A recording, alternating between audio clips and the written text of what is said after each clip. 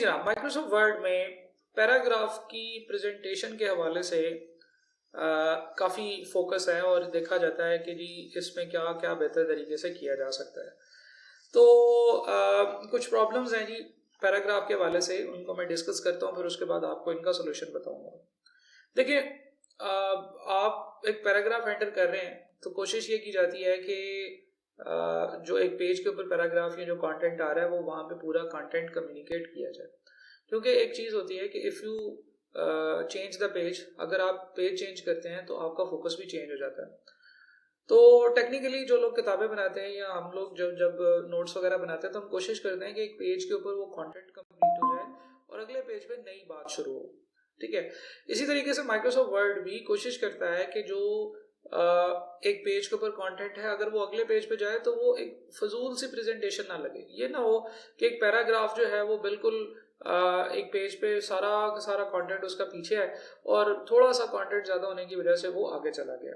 इसके एक एग्जांपल देखते हैं। ये जो रेड पैराग्राफ आपको नज़र आ रहा है, ये रेड पैराग्राफ जो है ये आखिर में है, बिल्कुल आखिर में है, और इसमें जो है वो फॉर्मेटिंग या वो सारी चीज़ें जो है ना वो हुई हैं। लेट्स सपोज मैं कहता हूँ कि इस पैराग्राफ में मैं कुछ टेक्स्ट लिखता हूँ।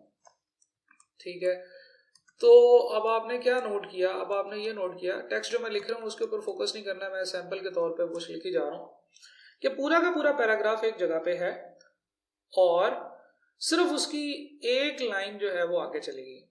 माइक्रोसॉफ्ट वर्ड कहता है कि यार this is not a good presentation. इसके अंदर फिर एक सोल्यूशन निकाला गया है। मैं कंट्रोल जेड प्रेस करता हूँ, सारा जो मैंने लिखा था वो खत्म कर दिया।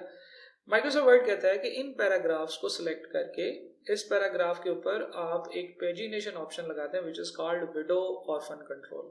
क्योंकि होता यह है कि जब आप कुछ टेक्स्ट लिखते हैं और कुछ एक आध लफ्ज आगे चला जाता है तो ये बेचारा इतना दूर हो जाता है अपने पुराने बाकी सारे पैराग्राफ पे टेक्स्ट से कि ये तो एक यतीम सा वर्ड लगना शुरू हो जाता है। ठीक है, ये बेवा सा वर्ड लगना शुरू हो जाता है। तो इसको उन्होंने लिटरली वही नाम दे दिए, विडो और ऑर्फन। तो ये जो बेचारा एक यतीम सा वर्ड है, इसके साथ हमें कुछ करना पड़ेगा। तो अब फॉर्मेटिंग क्या है? फॉर्मेटिंग जरा गौर से देखें, इसके साथ क्या कर दी उन्होंने कहा कि आप पैराग्राफ को सिलेक्ट करें और इसके ऊपर विडो ऑर्फन कंट्रोल लगा दें। जब आप विडो ऑर्फन कंट्रोल लगाएंगे तो अब क्या होगा? अब जैसे ही पीछे लाइन में कुछ टेक्स्ट ऐड होना शुरू होगा तो एक नहीं बल्कि दो लाइंस आगे चली जाएंगी, एक नहीं बल्कि दो लाइंस अगले पेज पर चले जाएंगे। ये नहीं कि वो जो एक वर्ड बेचारा आगे जाके अकेला अकेला महसूस करता, अपने आप को यतीम यतीम सा महसूस करता, उसके साथ एक लाइन जो है वो और नीचे शिफ्ट हो गई। ठीक है, तो यहाँ पे अगर हम देखें, तो अगर आप गौर से देखें तो there is still margin of a line, एक और लाइन यहाँ पे इंसर्ट हो सकती है, लेकिन वो लाइन अगले पेज पे चली गई है ताकि जो अगला पेज है वो उसके ऊपर जो लाइन है वो अपने आप को अकेला अकेला ना फील करे। तो ये टू वे होता है। जैसे फर्ज करेंगे टेक्स्ट लिखते लिखते अगले पेज पे चला जाए तो अगले पेज पे एक अकेली लाइन ना जाए बल्कि कम से कम दो लाइंस जाए। सिमिलरली टेक्स्ट आते आते अगर सारा पैराग्राफ आगे जा रहा है, पिछले पेज पे सिर्फ एक लाइन रह जाए, ये भी इसको गवारा नहीं है। लेट्स सपोज ये मैं आपको समझाता हूँ कि रेड पैराग्राफ से पिछले वाले पैराग्राफ में कुछ टेक्स्ट एंटर हो रहा है और रेड पैराग्राफ जो है वो आहिस्ता आहिस्ता आगे जा रहा है। अब आपने गौर से देखना है, इस वक्त रेड पैराग्राफ की दो लाइंस इस पेज के ऊपर है। जैसे ही कुछ मजीद टेक्स्ट ऐड होगा तो एक लाइन आगे जानी चाहिए थी। देखिए ना, रेड के ऊपर ब्लैक है, ब्लैक की 1 2 3 4 5 और 6 लाइंस है। जब ये 7 होंगी ब्लैक की तो रेड की एक लाइन आगे जानी चाहिए थी, लेकिन जैसे ही ये 7 होती हैं रेड की दोनों लाइंस आगे चली जाती हैं। और यानी कि उसने इसको सेव कर लिया कि ऊपरी वाली ये पेज के ऊपर, यानी कि पुराने पिछले पेज के ऊपर भी एक लाइन ना आए, कम से कम दो लाइंस आए। ठीक है, so this is what we call widow slash orphan control, यानी कि एक पैराग्राफ की पहली वाली दो लाइंस और आखिरी वाली दो लाइंस इनको क्लब कर दिया जाए ताकि किसी भी एक पेज पे कोई एक लाइन बेचारी अकेली अकेली फील ना करे। ठीक है, और ये प्रिंटिंग फॉर्मेटिंग के हवाले से बड़ी एक अच्छा टूल है, क्योंकि आप एक डॉक्यूमेंट ओपन कर रहे हो, उस डॉक्यूमेंट में एक लाइन लिखी हुई है, बाकी सारा कुछ अगले सफ़े पे है, तो लोग कहते हैं यार इसको भी अगले सफ़े पे ही ले जाते हैं। इसे हम विडो स्लैश ऑर्फन कंट्रोल कहते हैं। इसी तरीके से पेजिनेशन ऑप्शंस में कुछ और ऑप्शंस होती हैं. For example there is an option which is called keep with next. अक्सर औकात ऐसे होता है कि दो पैराग्राफ्स ऐसे होते हैं कि you want them to stay together.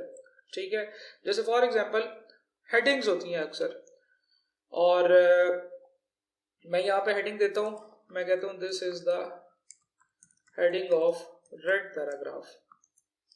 ठीक है, और नीचे रेड पैराग्राफ है. कुछ टेक्स्ट में डिलीट कर देता हूँ ऊपर से. इस वक्त क्या है जनाब कि रेड पैराग्राफ की हेडिंग और रेड पैराग्राफ दोनों एक ही पेज पे आ रहे हैं.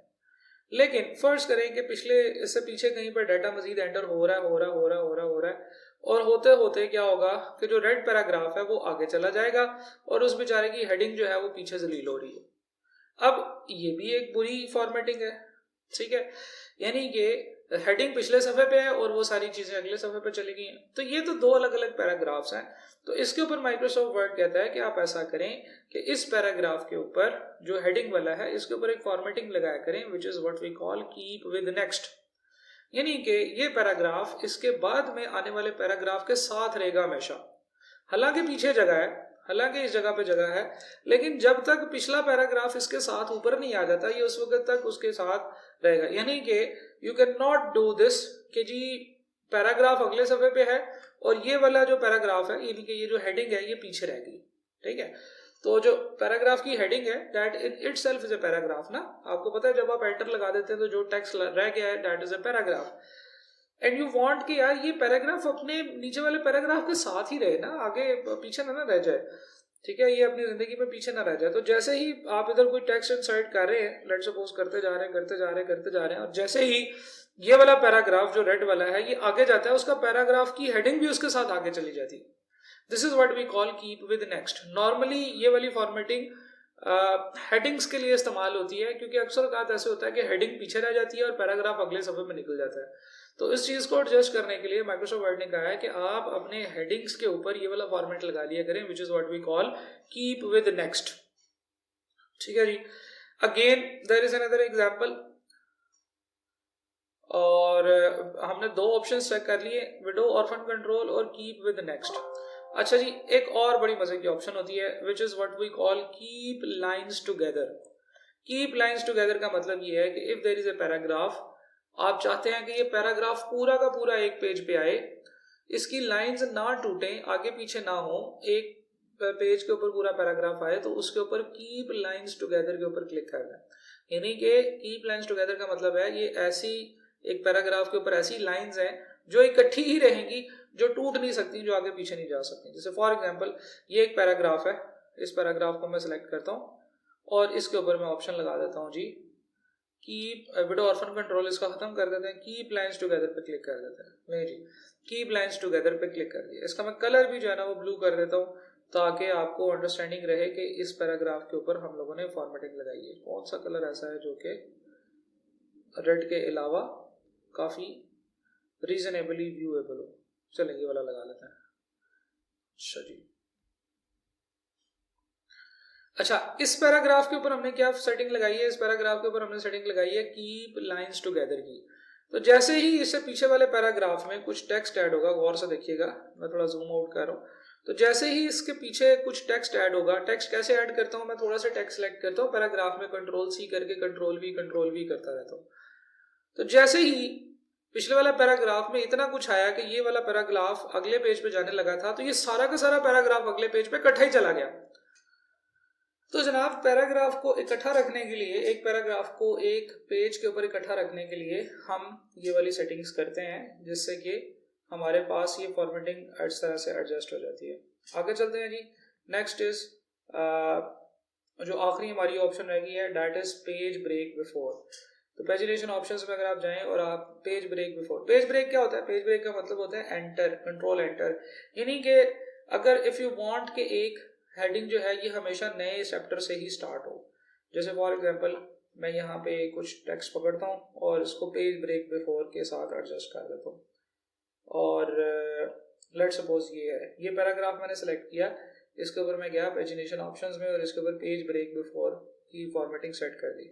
अब ये पेज जो है, ये पैराग्राफ जिसके ऊपर मैंने पेज ब्रेक बिफोर की सेटिंग की है, this will be the first paragraph. ये हमेशा अपने पेज का, रेलिवेंट पेज का पहला पैराग्राफ होगा।